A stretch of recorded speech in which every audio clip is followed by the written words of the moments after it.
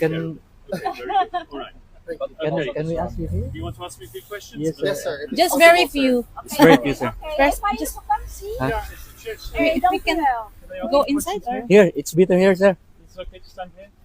Inside, outside.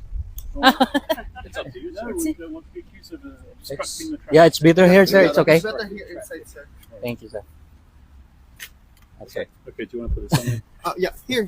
Thank you, sir. Thank you. Let's not do it on the Yeah, floor. sila mag-accept? You want some coffee? No. No. Perfect. Let us know, sir. Thank you for your time, sir. Thank you so much for giving us this opportunity to interview you. Yung mic. Thank you, sir. Okay. Have a nice day.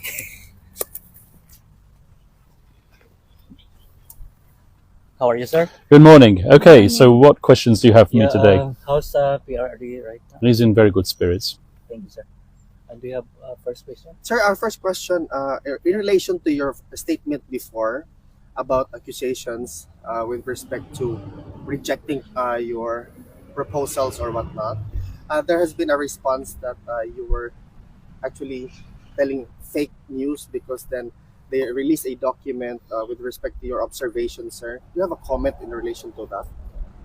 I made observations in response to a court order.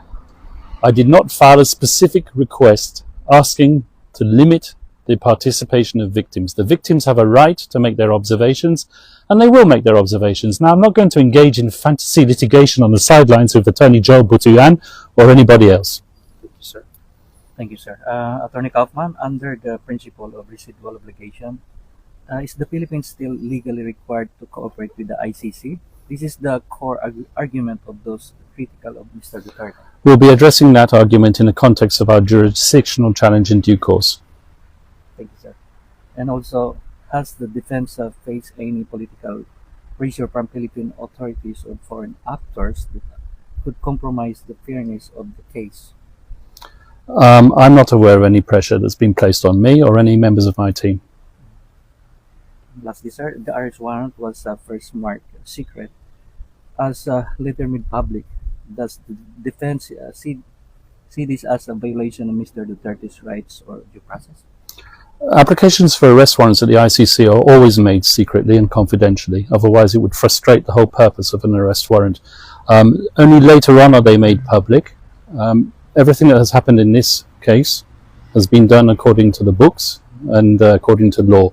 I have no argument that anything was done with regard to the publication of the arrest warrant in an inappropriate fashion.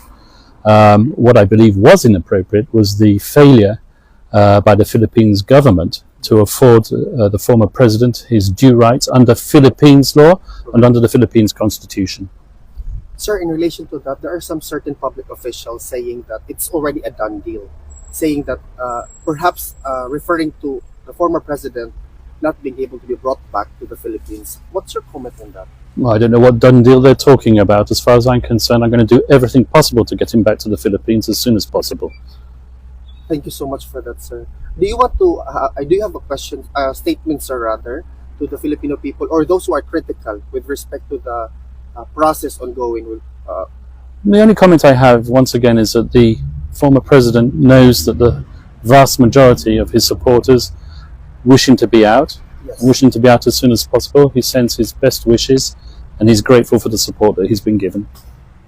Thank you so much, Attorney Kaufman. Thank you. Thank you Have a so good much. day. Mabuhay po kayo, sir. Thank you, sir. Have a nice day. Thank you. Have a nice day. Yeah. Thank you, sir. Thank you. Sir, we're always praying for you. Thank you so much for your effort. If you want coffee, maybe we have coffee right No, now. thanks. Thank Thank you, you, sir. sir. Have a Thank nice you so day. much, Have a sir. great day. Bye. Bye-bye, sir. Bye. Bye, Thank sir. you. Stop filming now. Sorry. Thank you, sir. Sorry.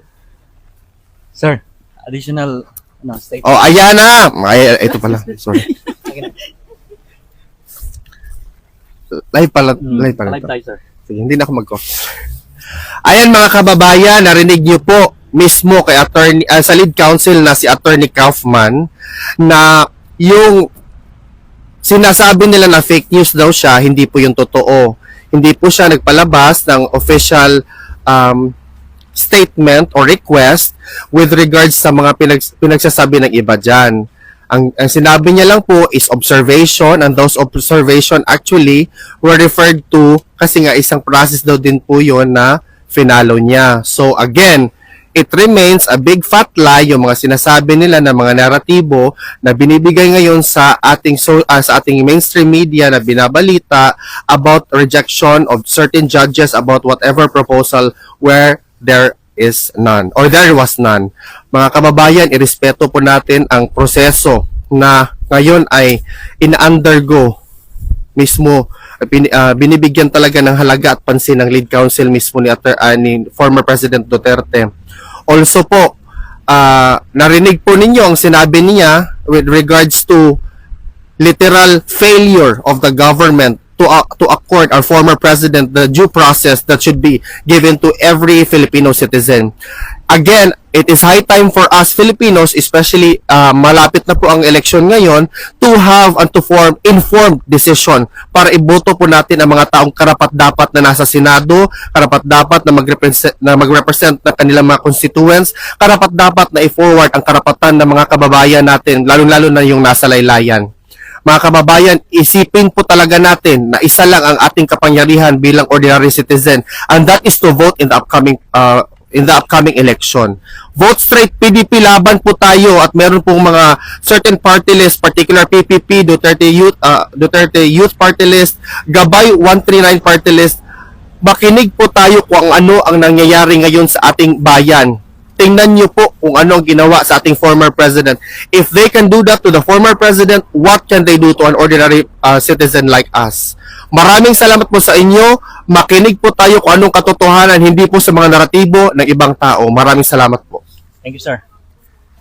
Yes po mga kapartner, yun po ang kaganapan ngayon dito sa tapat ng ICC Detention Facility dito sa Duterte Park. At yun nga, kausap natin ang legal counsel po ng ating mahal na dating Pangulong Rodrigo Duterte, si Atty. Kaufman.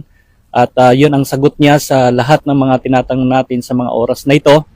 At abangan natin ang susunod na kaganapan mga partner. Kaya sabi ni Atty. Kaufman, gusto niya sa lalong madaling panahon ay makauwi na ang ating mahal na dating Pangulong Rodrigo Duterte sa ating sariling bansang Pilipinas.